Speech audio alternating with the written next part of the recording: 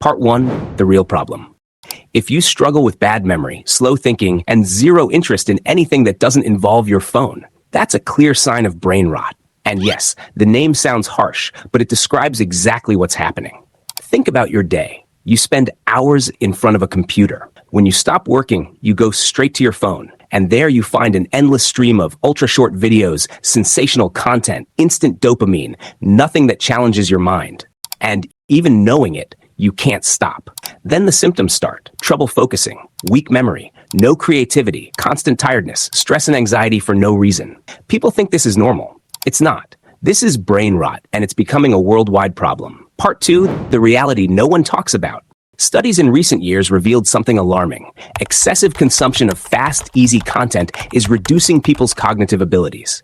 Even worse, the effects on the brain look similar to what addictive substances cause. It's not just a bad habit anymore. It behaves like a chemical addiction.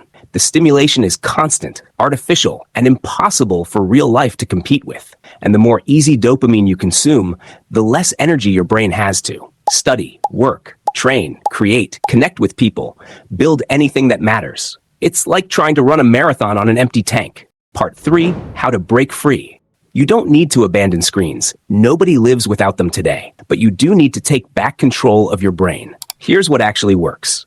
1. Create phone-free zones. Choose times or places where your phone is not allowed and stick to it.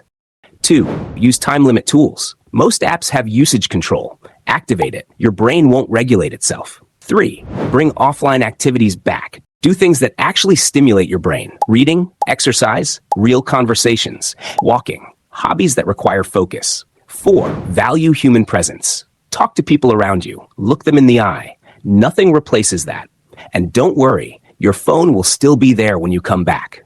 If your mind feels slower, tired, or less creative, it's not because you're not smart. It's because you're drowning in cheap dopamine. But you can get your focus, energy, and mental clarity back. It all starts with one simple step: taking back control of what you consume.